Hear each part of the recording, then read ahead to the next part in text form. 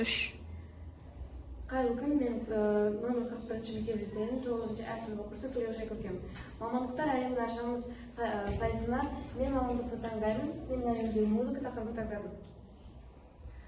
Бұл мамандықты таңдау себебім: мен 6 жылдан бері Дина Нұрпейісова атындағы саз мектебіне барамын. Және осы 6 жыл бойы кәсіби мамандармен жұмыс жасаймын.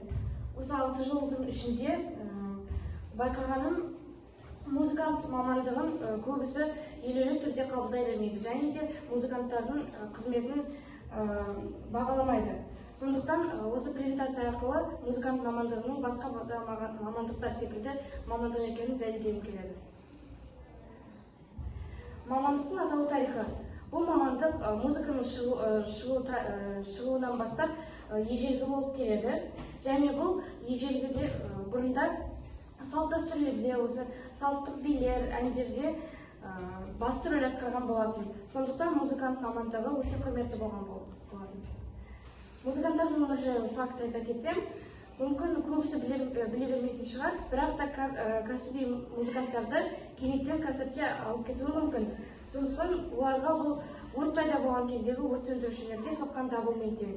Және қазіргі таңда әйел адамдар тырнақтарын өсіріп, немесе маникюр жасайды. Алайда ішекті, скрипка, виолончель, қобыз, домбыра секілді аспапта ойнайтын әйел адамдарға тырнақ өсіруге болмайды. Себебі аспапта ойнау мүмкін емес. Музыкант мамандығы туралы айта кетсем, бұл музыкалық шығармашылықтарды орындаумен немесе жасаумен айналысатын мамандық болып табылады. Және музыканттар перне тақтада, ішекті аспаптарда және тағы да басқа аспаптарда ойнайды. Және бұл мамандықпен ән және музыкамен айналысатын адамдар қызығады. Және бұл мамандықтың басқа мамандықтардан ерекшелігі бұл оның кішкентай кезінен айналысуы керек. Және де аспапты жақсы меңгеру керек. Мамандықтың ерекшелігі туралы айта кетсем, әр музыкант мінсіз есту қабілетіне және жақсы дамыған ұсақ моторикасына және де эмоционалды болу керек. Және де музыкалық аспаптардың көмегімен олар сезімге, ерекше көңіл күйге толық өзіндік көркем образдар жасайды. Және атақты музыканттар жайлы айта кетсем, ол отандық әртіс, скрипкашы және Қазақстан Республикасының халық әртісі Айман Мұсақожаева, итальяндық скрипкашы виртуоз, композитор Николо Паганини, және де Ахмет Жұбанов, әйгілі композитор және де дирижер. Мамандыққа қажетті қасиеттер және қабілеттер.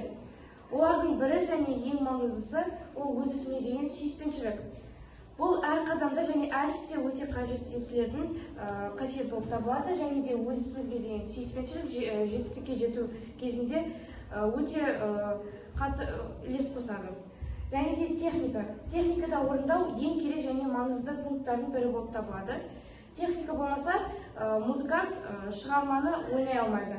Және де техника бұл біздің қаншалықты білікті екенімізді және кәсібилігімізді көрсететін зат құрал.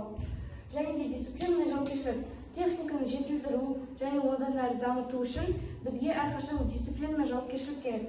Және де ол кәсіби техникаға қол жеткізуде өте маңызды рөл атқарады. Мамандықтың оң және кері жақтары болады. Оң жақтары туралы айта кетсек, ол өз заманының мәдениеті мен рухын құруға қатысу, хоббиден жұмыс жасау мүмкіндігі, өз шығармашылығын таныстыру үшін кең мүмкіндіктер. Ал әр мамандықта өзінің кері жақтары да болады. Бұл жұмыс орнында кепілдіктердің болмауы, жоғары бәсекелестік және салыстырмалы түрде жалақы. Біз Майкл Джексон, Мадонналардың жетістігінен және де олардың жалақысынан өзімізге музыканттың жалақысын алдымызға көрсете аламыз. Бірақ та бұның артында өте қатты және көп еңбек жатыр. Сондықтан еңбек ету керек. Және оқу орындары. Бұл жерде біздің отандық оқу орындары көрсетілген. Бұл Қазақ ұлттық өнер университеті немесе Шабат. Ол 1998 жылы Қазақстан Республикасының тұңғыш президенті Нұрсұлтан Әбішұлы Назарбаевтың қолдауымен құрылған. Ол кезде ол ұлттық музыка академиясы болып аталған болатын. Және де 2009 жылы ол Қазақ ұлттық университеті деп атын өзгерткен болатын. Және де Құрманғазы атындағы Қазақ ұлттық консерваториясы. Қазіргі таңда бұл консерваторияда Қазақстанның болашақ дирижерлері, арт менеджерлері, вокалистер білім алуда. Және де музыкант, осы музыкалық мамандықтар жайлы айта кетсем, бұл музыкант педагог. Колледждерде, жоғары оқу орындарында ол кәсіби музыканттарды дайындайды. Ұйымдастырушы немесе аранжировщик. Ол композицияның әдемі безендірілуіне жауап береді. Және де бір шығарманы бірнеше аспаптарға бөліп беруіне осы жауап береді. Дыбыс режиссері фильмнің, спектакльдің және де шоулардың дыбыстық дизайнына жауап береді. Бұл жерде біз дыбыстық эффекттер туралы айтамыз. Яғни бұл әйелдер аяқ киімінің өкшесінің көпірдің үстінен соғудан бастап дауылдың дыбысына дейін болады. Және дирижер. Бұл музыка саласындағы ең қиын мамандықтардың бірі десе де болады. Олар хор, оркестр, опера сияқты ансамбльдерді басқарады. Және олар көпшілік алдында осы жазба үшін жауап береді. Мамандықтың мансаптылық болашағы. Мұнда кәсіби музыканттар ешқашан өзінің білім алуын тоқтатпайды. Және де одан әрі жетілдіреді. Сондықтан көп еңбек ету керек. Мамандықтың сұранысы.